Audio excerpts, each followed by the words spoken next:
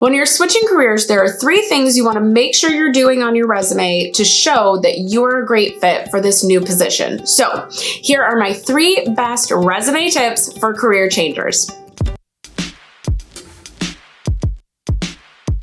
So if we haven't met, my name is Cassandra. I am a career coach for career changers. I have changed careers twice over myself.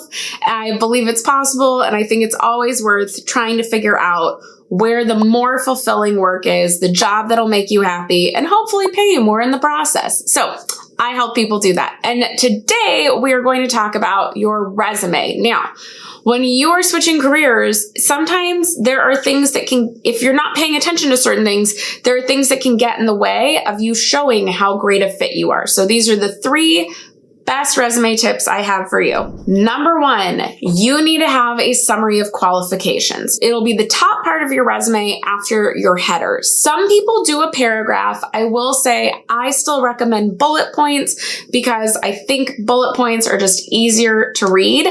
But your summary of qualifications is essentially your highlights, your best of. These are the top 3 to 5 reasons why you are a great fit for this position. It's something to intrigue the recruiter, the hiring manager, whoever's reading your resume, to keep on going and read more. And yet at the same time, if this is all they saw, they'd go, this person looks like a good fit. So the beauty of this section is it can highlight a mix of experiences, skills, interest, volunteer work, it's software, etc., instead of having to wait until they get to that specific section on a resume. So for example, let's say you are wanting to transition into event planning, but all your event planning experience has been in a volunteer capacity and you have it down your resume under volunteer experience. Now, there are other tricks to get that higher too, but for this example, what I would say is, yes, it's all the way under volunteer, but you can now put in your summary of qualifications executed events for up to 300 people with a budget of up to $10,000 for blah, blah, blah charity or yada, yada fundraiser gala, whatever it is. But you can put some sort of highlight of, hey, I have event planning experience up in that summary of qualifications. And remember, your summary is going to change with every resume because it should be the top highlights for that particular job you're looking to go for. Okay, tip 2, use the jargon of the industry. Some of what I'm about to say, some people wouldn't even think of as jargon, but nomenclature changes from industry to industry. What we think of as the norm is not the norm everywhere. Some industries call PowerPoint slide presentations a PowerPoint slide presentation. If you work in marketing, it's a deck, right? Like these things change. So you want to make sure you're changing your wording with it. For example, I know plenty of people that are trying to leave higher education right now and move into ed tech.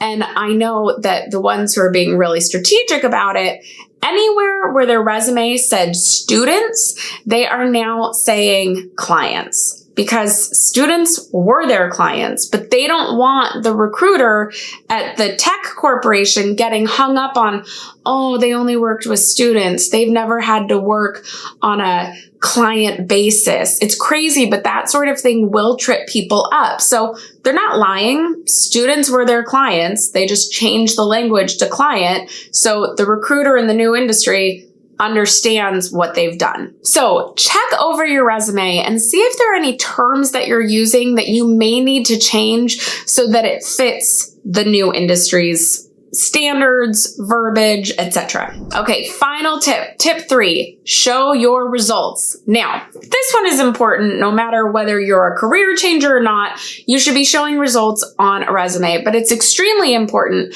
for career changers because this is how you can show you get things done, even if you've done it in a different role, in a different industry, etc. Make sure your resume is sharing achievements, improvements, bottom line, results. And of course, the best way to do this is with quantifying. So anywhere that you can add a number, how much did you increase revenue by? What percentage of growth? Where did you save a certain amount of money for your organization or your department, etc.? Anything where you can quantify, chef's kiss. So those are the 3 places I would get started to improve your resume for a career change. Now, if you want to know the biggest mistakes I see on career changer resumes, I got a video about that. You can go watch it here. If you're like, Cassandra, I get this part now. What about the cover letter? Ooh, cover letter for career changers. Got that one right here. Go check those out and I'll see you in the next one. Bye.